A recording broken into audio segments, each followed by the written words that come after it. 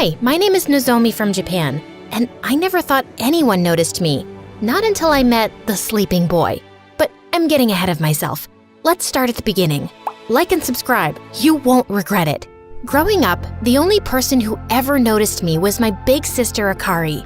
My mom traveled for work so much that I even called Akari Mom when I was too little to understand what was going on. My sister would take me to school where I would sit in silence and never say a word to anyone until she picked me up again. And then I wouldn't shut up the whole way home. But she didn't mind. She liked hearing me talk and she liked playing games with me, like making me look like one of her dolls. She would also give me a makeover using our mom's makeup, or dress me up as a monster and have me chase her around the house. Rawr! I'm gonna eat your head! My head? Yeah, it's the yummiest part! You really are a little monster! Rawr! When we got older, our mom moved to another country for work. She asked if we wanted to come, but we decided to stay. Akari had graduated from university and had a real job now, so we didn't have much time to hang out, but every Friday, I would wait for her at the train station near my school for when she got out of work, and we would hang out all weekend. And even though we grew up, nothing really changed, except now we didn't play dress up anymore. Now we dressed up for real to go out to dinner or the arcade or whatever we wanted. We had the best life. The only problem was, I was still too shy to talk to anyone, especially boys. One time when we were at the arcade, I saw a boy staring at us. Akari elbowed me. "He's looking at you, Nozomi. Go talk to him." My cheeks got so red, my hands all clammy. I suddenly froze up and couldn't even play the games anymore. Okay, let's go home. You don't have to talk to any boys. But you know, it would make me really happy if you tried, at least once, for me. Maybe you can talk to a boy for me. Then I won't have to do any work. She gave me a dirty look, but she was only kidding. I knew she was right. I just had no idea how I would ever talk to a boy. Then one Friday, the train that was supposed to arrive didn't come, and suddenly I got a really bad feeling. After 30 minutes, the train finally came, but Akari wasn't on it. I called and called, but she didn't answer. Then finally, I got a call, but it was from a random number. Hello? Is this Akari's sister, Nozomi? This is the hospital. Your sister was in an accident. She's in a coma. All the air left my lungs. In the hospital, I found her lying there with her head bandaged. She looked like she was sleeping. They didn't know how, but she fell onto the tracks and hit her head. The doctor said it was impossible to know when she would wake up. From that day on, I started visiting her every day. I usually read to her, but one day I forgot my book, so I just talked. And when I left, I ran into the nurse in the hallway. "If you have time, maybe you can talk to him too. He's in a coma like your sister. I think he was part of the accident she was involved with." "He was?" "I think so, but we don't know who he is. He didn't have any ID when he was brought in." He had no one to visit him? I felt so sad. I imagined my sister being here all alone with no one to talk to her all day. Before I knew it, I was in his room. He looked a couple of years older than me. I sat down beside his bed and without even realizing it, I was just talking to him just like I talked to Akari. 30 minutes later, I was finally out of things to talk about. That's when I realized something. You know, you're the only boy I've ever talked to. You're a really good listener. I started bringing 2 books to the hospital every day after that. One for my sister and one for the boy with no name. Something strange happened after I was reading to him for a few days. Every night when I went home, I would think about him and even dream that we met and talked and fell in love. I realized it was ridiculous to fall in love with someone I didn't even know. And the next day, when I read to him, I tried to push the thoughts away. But for some reason, I just couldn't help but think, maybe it was love at first sight. That night, I decided to leave the book I had been reading to him in the hospital closet so I wouldn't forget it. But when I opened it, I saw there was a leather sketchbook inside. I opened it and saw that it was drawings of people at the train station. Every page was a different person. I flipped until I found my sister. I couldn't believe it. I realized then that the nurse was right. They must have been in the same accident, and it gave me a great idea. Maybe if I could find out what happened, I could find out who he was. I went to the train station from his drawings. It was the same one Akari used to come and see me after work on Fridays. I saw a woman waiting for the train. "Excuse me, do you know about an accident that happened here a few weeks ago?" "Yes, I was here. A young woman fell from the platform as the train was coming and she hit her head. She would have died, but then the boy jumped down and picked her up. But as he pulled her away, the side of the train hit his back and he fell too. Whoa, the boy I had been reading to all this time had saved my sister's life. Maybe I wasn't so ridiculous for having feelings for him. Maybe it was destiny. Then the woman pointed to an elderly lady. That older woman, I think it's the boy's grandmother. She's been coming here every day waiting for him. We tell her he's in the hospital, but she doesn't remember. I was so sad to see her waiting there for him. I wanted to tell her what happened. Excuse me, ma'am. Are you waiting for your grandson? Yes, he's never late. I don't know what happened. But I decided if she couldn't remember anything, maybe it wasn't a good idea to tell her something so terrible like he's in a coma and might never wake up. But I couldn't leave her there like that, waiting for him. She had a cane and looked very weak. I'm sure he'll come home soon. Can I help you get home? I walked with her as she told me stories about how kind and wonderful her grandson was. His name is Kenji. He's always drawing. He takes care of me.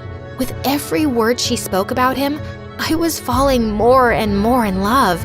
But then I realized, oh no, without him, she had no one to take care of her. After I walked her home, I went to the market and bought a bunch of food and took it to her house where we both cooked while she told me more stories about him.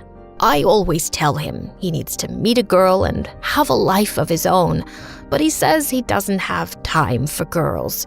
He says it's because of his work, but I know it's because he takes care of me every day. But there is one girl he likes a lot. He always draws her. See? She pointed to a stack of drawings. I looked through them all. They were all of Akari waiting at the train station. I couldn't believe it. He was in love with her. My heart broke into a million pieces. The love I felt for him, it was all for nothing. And what was worse, if they both woke up, they would probably end up together and I would have to watch.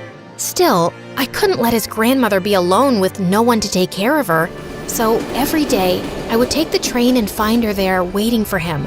And every day, we would cook while she told me stories about how wonderful he was. I had to smile, but I wanted to cry. And every night after visiting her, that's exactly what I did. I cried on the train ride home, on the walk, and in my bed.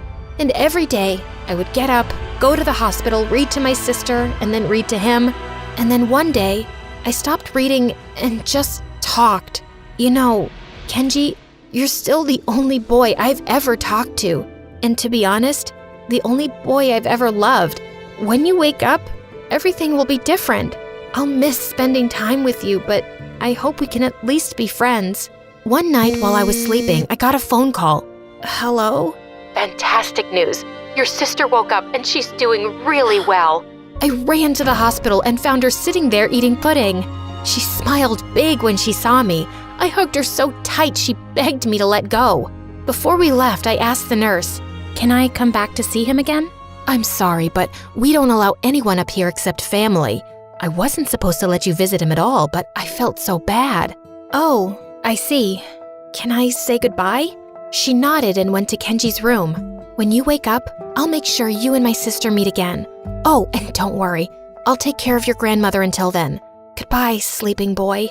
I asked if Akari remembered anything, but she didn't. "I heard a boy saved your life when you fell." "Really? I would love to meet him one day." "I'm sure you will. Fate has a way of making things happen." After that, Akari was still too hurt to work, so she just lived with me. But I kept seeing Kenji's grandmother every day to make sure she ate and was doing okay. One day, I knocked on his grandmother's door, and when it opened, it wasn't her on the other side. It was Kenji. Hello, are you looking for my grandmother? Yes. She told me someone was taking care of her while I was sick, but she couldn't remember your name. Thank you. Then he gave me a big hug, and all the thoughts I was trying to push away about being in love with him came back. He invited me inside, and we all had dinner. And this time, he had done all the cooking, and it was delicious. While we sat and ate, I realized all the stories his grandmother had told about him were true. He was kind, sweet, funny. Then he asked me to wait while he put her to bed. After, he asked if we could talk outside. I said yes, but to my surprise, instead of going out the door, he went to a ladder that led up to the attic. Wait, why up there? This is where I go to draw when my grandmother goes to bed. And tonight, there will be fireworks. He went up and I followed him, even though I hated heights. He led me to a window and stepped out. He sat on the roof and I sat beside him looking over the faraway city. The lights twinkled like stars. So, how did you meet my grandmother? Oh no, I hadn't thought about this part. If I told him the truth, I would have to say that I read to him in the hospital. At the train station, she was always waiting for you. Which wasn't a lie exactly, but now that meant I couldn't even tell him thank you for saving my sister's life. Maybe if I ask him about the accident, it will all come out naturally. But he said he couldn't remember what had happened. I felt so foolish for not telling him the truth just to save myself from a little embarrassment. All he did was be nice to me. I decided I owed him for saving Akari. So even though I would be humiliated and look stupid, I would tell him the truth. But before I could, he said, I kind of remember a little. There was this girl. I think she fell. I was in love with. I know. You know? How could you know? I saw your drawing of her. Your grandmother showed me. You were in love with her. That's why you jumped and saved her. Actually, no. I was in love with her sister. I couldn't breathe. Did he just say what I think he said? He looked down at the ground and said, Every Friday, the girl from my drawings and I would get on the same train. Sometimes we talked a little. She said she was meeting her sister and she started telling me about her, what she was like. She was cool and funny and when she would get off, her sister would meet her and I guess it was love at first sight. Like we were meant to be. Sorry, I must sound stupid. Good thing he wasn't looking at me, or maybe he would have seen the hearts in my eyes. Why did you draw her sister and not the girl you liked? I only saw her for a few seconds every day, but I always tried.